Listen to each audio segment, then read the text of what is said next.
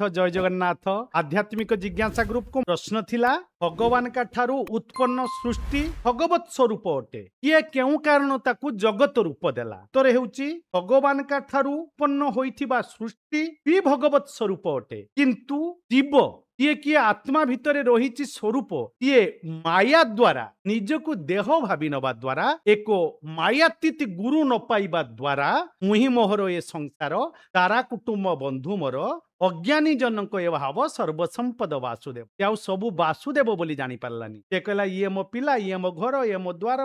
मम माता मम पिता ममैव गृहिणी गृहंग एवं विध ममत जत्सह मोहिति कीर्तिता यही जगत रूप देला ना कहीं ना जीवात्मा जेते बेले माया द्वारा आक्रांत होइकी निज स्वरूप को भूली गला पुणी ये भव संसार रे दुर्लभ नरकलेवर सर्व शरीर मध्यसार सुलभ नाब रूपे घाटे बंधन भव सिंधु तटे एनाबे गुरु कर्णधार मुही अनुकूल समीर याकू न कला जदि भी गुरु कर्णधार कला ताले जी चाली जाइछंती भक्त मानकू गुरु कला जदि गुरु कर्णधार कला ताले जे माने गुरु डेफिनेशन रे आसु नाहंती गुरु करी गला ना काहे की नहीं श्रद्धा आगे कंप्लीट कलानी आदौ श्रद्धा करथिले सिना गुरु करिथांता तापरे आगो गुरु करि पकेला श्रद्धा कंप्लीट न होबारु गुरु देह वाला गुरु मिली गले अंध वाला गुरु मिली गले अज्ञानी अज्ञान देखाए अंध को अंध जने बाहे तेणु निज स्वरूप को बुझी पारिलानी सेते बेले निजको देह मानि नहीं देह संबंधी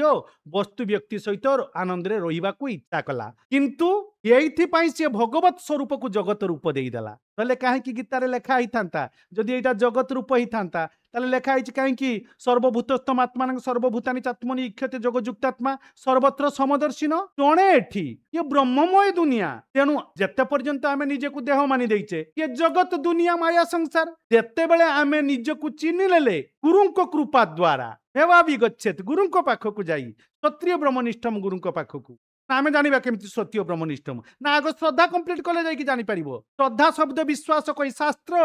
गीता भागवत वेद द्वारा ही तमे गुरु को चिन्हि पारिबो शास्त्र चक्षुरे तेणु सेते बेले ये जगत रूप दिया जीवना सेते बेले सब किछि भगवान बोली आखि की देखा जीव जमांग पश्यति सर्वत्र सर्वं च मयि पश्यति तस्याहं न प्रणश्यामि सचमेन प्रणश्यामि हले केमिति आमे जानिबा जानि परिबानी आ सेते बेले जाई कि ये ज्ञान विज्ञान तृप्तात्मा कुटस्थ विजितेन्द्रिय युक्त इत्युच्यते जोगी समलोष्टास्म कांचन सेते बेले माटी पत्थर सुवर्ण हमकु किछि जणा पड़िबो नाही किंतु एक गुरु द्वारा आगे निज स्वरूप रे स्थित हले ये भगवत रूप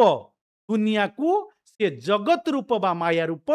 दबा को बाध्य होई जीवो पुणी आज आध्यात्मिक जिज्ञासा को प्रश्न आमको ये संसार रे केउथि पाई बा कोन पाई मनुष्य जन्म मिली यार उत्तर आध्यात्मिक जिज्ञासा रे